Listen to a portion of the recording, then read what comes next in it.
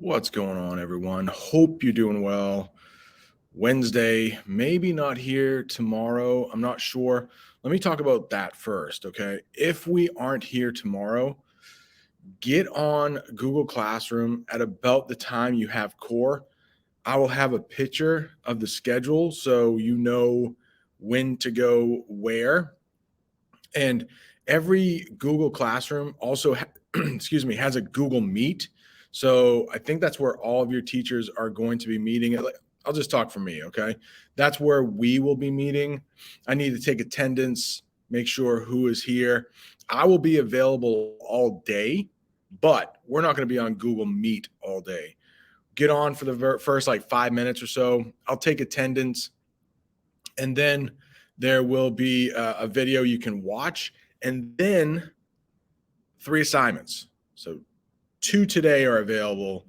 3 will be available tomorrow. So only 1 new one. I should say it like that. So study guide yesterday, right? For the 13 new words.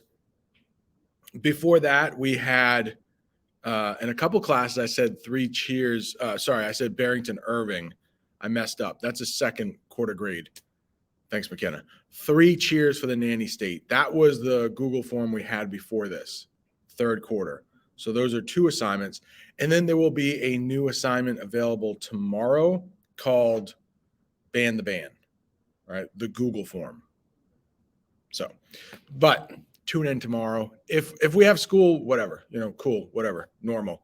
But if we don't have school, check that schedule, Google Classroom.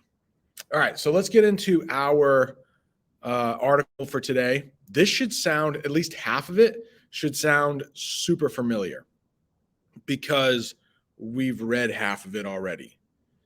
And that's what I do. Okay, I'm back in school myself now. First time in a long time.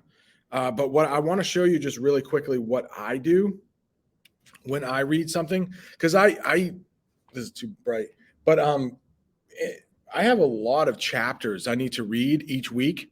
They're like 5 chapters a week. It's kind of crazy. This is my first week in the class. I hope I can get the 5 chapters read.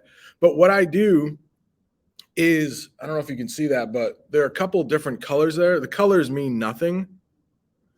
But what I do is I read through the whole thing first, sort of quickly.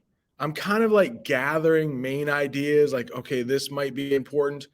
I actually know my prompt. So my professor gave me, I have 2 prompts I have to answer. So my professor, like, those were available before. So what I did was I had a general idea of what was important. So I read through those. It's so hard to move back and forth through this textbook, but at the beginning, they have an outline of what you're going to read. So I really use that outline. And at the end of every chapter, they have a summary. And I use those things. Those will tell you what the important ideas are. Now, you might think, well, everything's important, right? Yeah. I mean, it just depends on what you need to do with it. So I would suggest today is not going to be too bad, but I'm hoping as we read this again, the whole thing, right? You're going to, I knew that. I knew that. And then it just kind of gets lodged into your brain. It makes it a little easier if you read it twice. Is it more work? It just depends. For me, it's not more work because I know that it's material I need to know. So it's better than me not knowing the material, I guess. So that's what I do is I try to like highlight, make a note of the important things, and then I go back and read those important things. Now, the next thing you might be saying, well, how do you know what the important things are? That's not easy. That's not easy. The only thing I can tell you is the more you read, like kind of these academic papers or whatever, these nonfiction articles, the better you will get at figuring out what is important and what's not. I go back to that prompt. That prompt is telling me what's important for my assignment. But also, it's a class on teaching gifted and talented learners. So like all of that stuff is going to be important to me. So I need to figure out which is the most important. I hope that helps. As you get into high school, um, you know, I have my own kids who are in high school now, and people come back and visit, and most of them will just say like the workload is a lot more. So trying to get you ready for the next step next year. And I think when the material is difficult, reading it twice will be helpful. And I hope you see that by the end of this lesson today is like, wow, I knew that. I knew that. And then it just gets into your brain again. So let's get into this. Hopefully that's helpful. And what made me want to talk about that is I'm trying to do most of the work for you to make it a little easier on you. But if you had a teacher that was making you do all the things, which I guess are important, but not as important as some others, and we only have so much class time a day. But this thing right here, annotate. I'm not sure if you can see it, and I can't highlight just that. But when you annotate, that is when you mark important vocabulary, which we've done with the study guide, key passages that you want to revisit. And that's the thing. If you can narrow like all the information down to a couple key points, how many that is up to you. It just makes your job easier. Hopefully you're nailing the important key points. But like I said, the more you do it, the easier it will get for you to identify which is the key points. All right, so let's go down to this, ban the ban. Again, this hopefully will sound familiar. And I'm hoping, I read it once. Now, reading it once, you know it okay. Reading it twice, you'll know it that much better. Okay? Promise. Let's do it. Background. In 2012, New York City's Mayor Bloomberg pushed for a law limiting soft drinks as part of his focus on public health. The law won the approval of the city's Board of Health, but industry groups claimed it was illegal because it interfered with consumers' choices. A judge ruled against the law because it excluded certain businesses and did not apply to all beverages. And we've talked about that before. Hey, the bonus part is when we reread this, there is less to discuss because we've already discussed it. I'm just mostly reading. All right. Second article, we haven't really read that much, but let's make this bigger so you can see it. When Mayor Bloomberg implemented laws banning smoking in bars, parks, restaurants, that made sense. So again, opinion right here. Lots of opinion here. Whether or not I agreed, I understood the rationale because other people's health would inadvertently be impacted by smoke.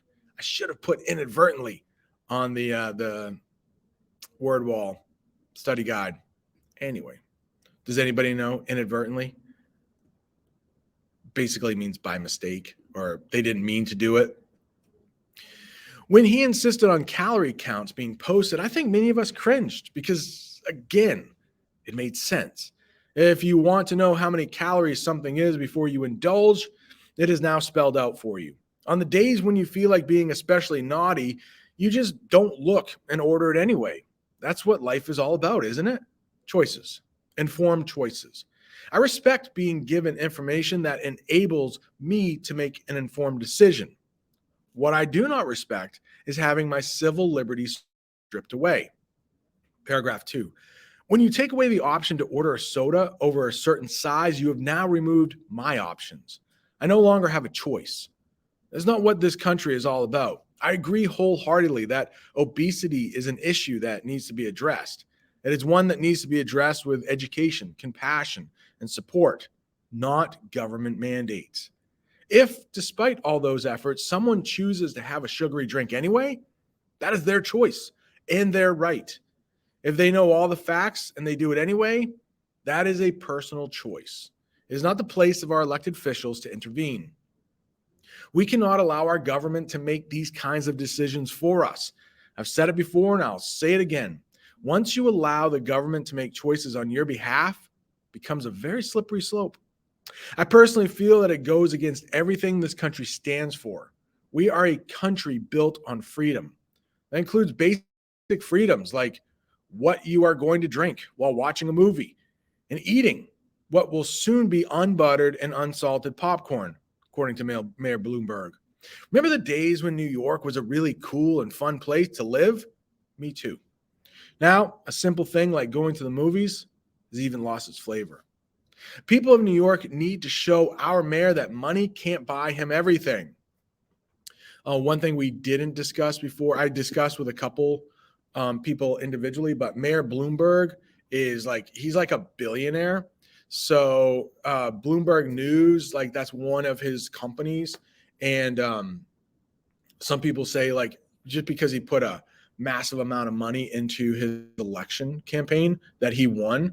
So that's why this person is saying, money can't buy him everything. All right, make it a little bigger here.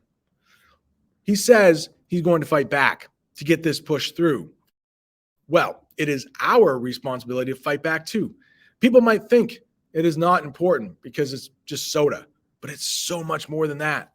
It's about freedom and the freedom to make your own decisions about what about what to do and what you put into your body. It started with soda and it has already moved to salt.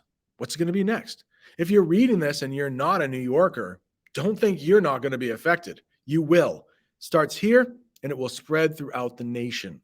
I hope you will all start to speak up about this issue, or before you know it, it won't be the land of the free and the home of the brave anymore. One day in the not too distant future, we're all going to wake up in the land of Big Brother with a list of things we can and cannot do, eat, drink, say, and so on. And we'll be wondering how we got there. Well, this is how. All right, so that is one part of the article. There is another part, but we are going on 12 minutes here. This is called Soda's a Problem, but, and you'll see some of these other ones. I don't think Intentions is one of ours, but Dictate definitely is. Yeah, some of these I just thought like, you probably know that already, so I didn't put that on there. Land of Big Brother, though. Hopefully everybody knows that. Spend some time not even sharing, am I? Sorry about that. All right, call it a day. How about that? For the rest of the time, we'll do a little work on the study guide if you want. How about 3 cheers for the nanny state? There were, like I said yesterday, I think in most classes, only about 18 people had started. So hopefully you're working on that before tomorrow because there'll be another assignment. Hopefully it doesn't pile up too much on you. Hopefully the snow doesn't pile up too much tomorrow either. I don't know. Snow day, though, if we have one, we don't have to make it up. So there'll be a little time to work in class on that. I'll be around to help if I can, and then Frank and Beans. And then we'll be out of here. Then maybe we'll be home tomorrow. Who knows? Adios, amigos.